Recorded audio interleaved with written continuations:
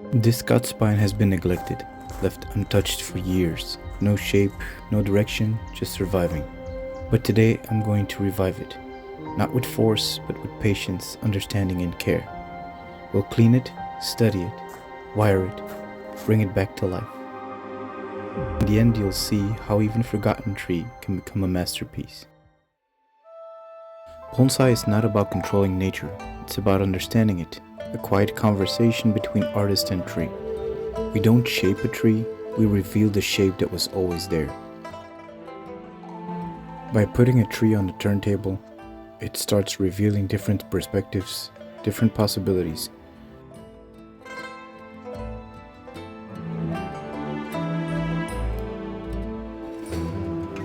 Before styling, I clean, not just to make space, but to understand the tree better. The base is the soul of the tree. Before I do anything else, I clean it, I uncover what's been hidden, what's been waiting to breathe again.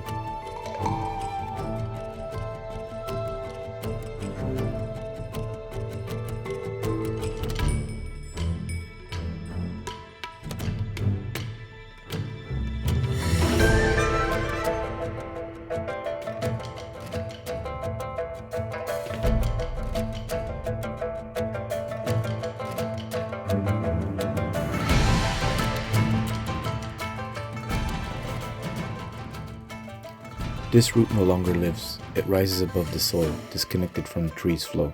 I remove it not to harm, but to reveal. The base becomes quieter, and the tree begins to show itself more clearly.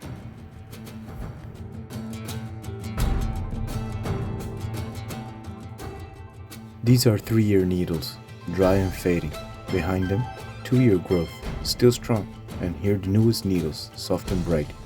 Each one shows where the tree has been and where it's going. At each whirl, I reduce the branches to just 2. If we leave more, it creates thick, unnatural swelling, and the tree wastes its energy trying to feed them all. I want that strength to go only to where it matters. I also remove old dead stumps. They no longer serve a purpose, and over time they can cause more thickening. By cleaning them away, the branch becomes calmer, cleaner, and easier to wire. Usually I reduce to 2 branches, but not here. This branch still needs time. There isn't enough foliage yet to shape with purpose. And since there's no swelling, I can wait a year, maybe 2. In bonsai, patience often does more than a perfect cut. While I clean, I'm not just tidying, I'm searching, looking for hidden movements, subtle lines and curves buried beneath the clutter. Here, a dead branch blocks the view, but once it's gone, a beautiful curve is revealed. It was always there, just waiting to be seen.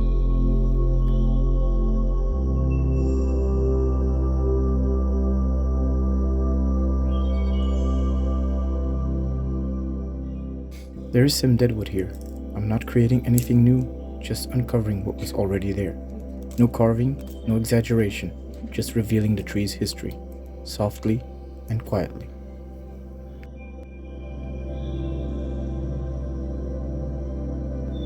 Just a few touch-ups here and there, that'll suffice to make it more beautiful.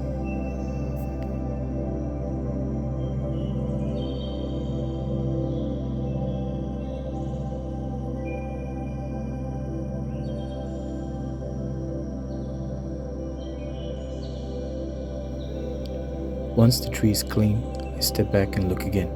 I search for the widest, strongest base and an angle that gives it presence.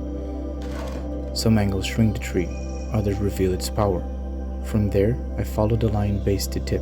I'm not forcing a shape, I'm following the one that already exists.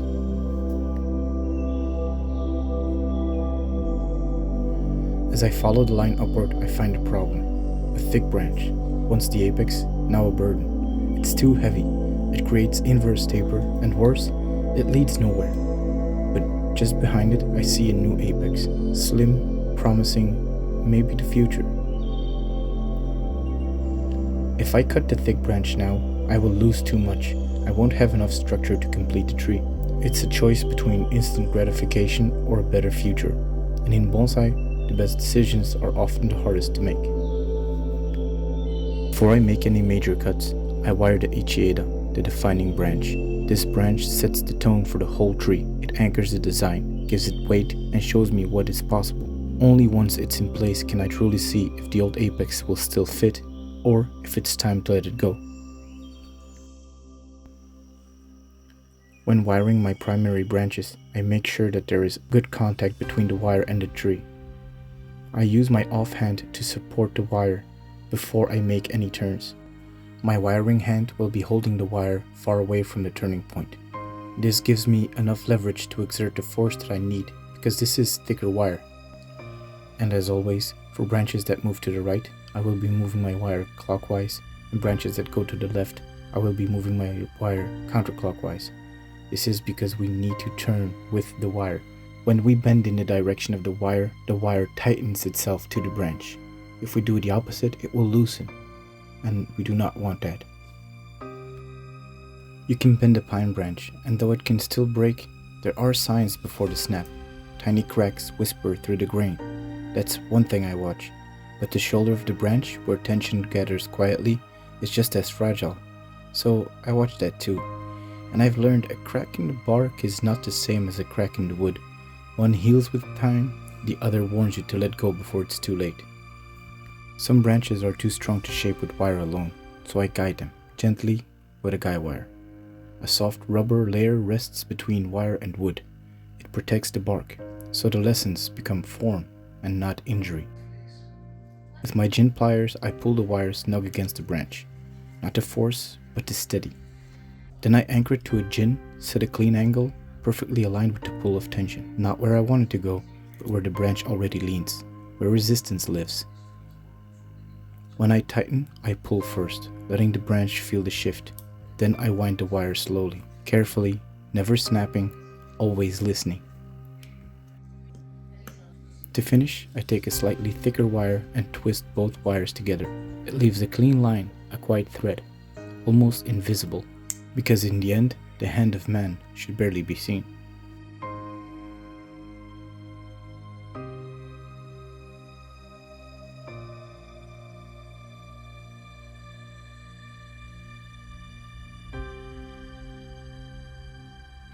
When I shape a branch pad, I think of light and how the needles reach for it. Each needle should face upward, like small hands opening to the sky.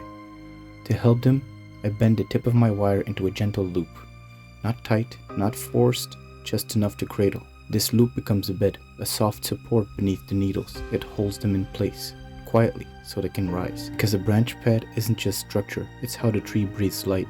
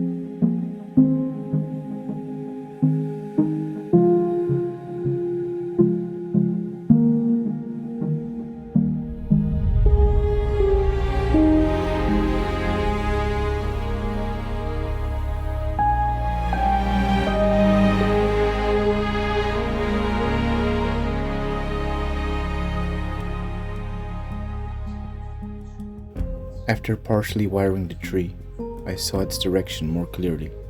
One of the lower branches no longer fit. It felt heavy, distracting, so I removed it. But instead of discarding it, I gin it. It becomes part of the story, a quiet reminder of what once was.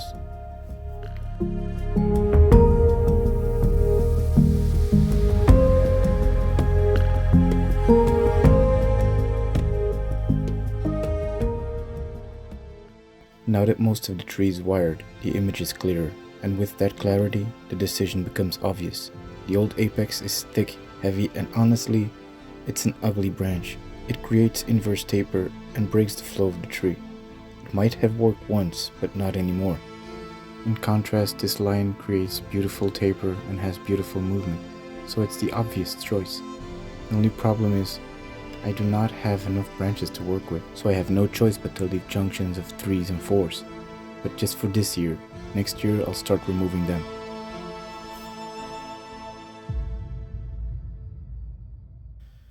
So I remove it, a strong cut for a better future. By letting it go, I open the way for a lighter, more natural apex, one that fits the tree's true character.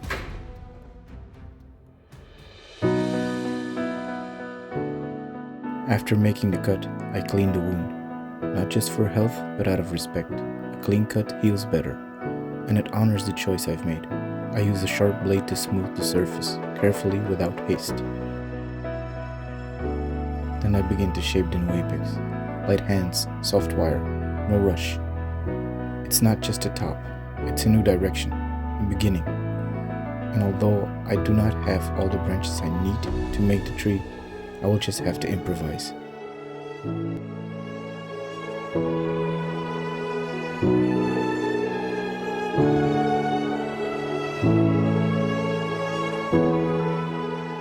Here I'm using my pliers against the wire to leverage the bend that I'm making.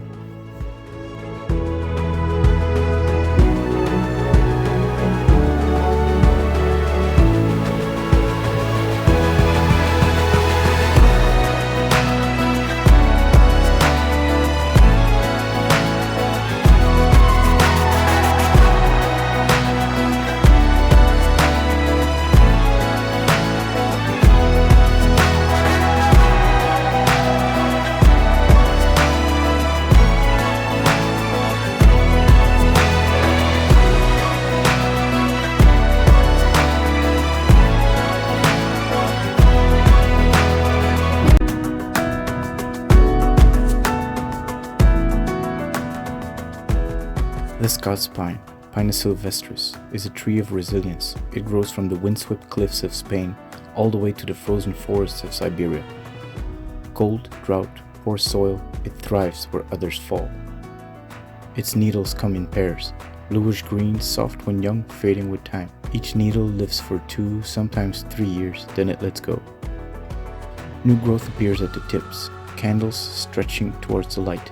The oldest needles fall away, making room for what's to come.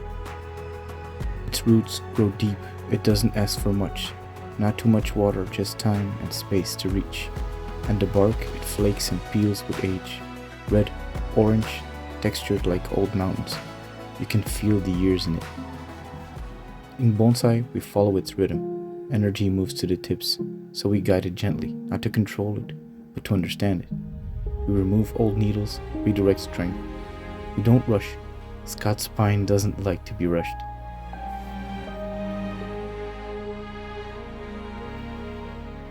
The tree is styled, not finished but balanced, for now.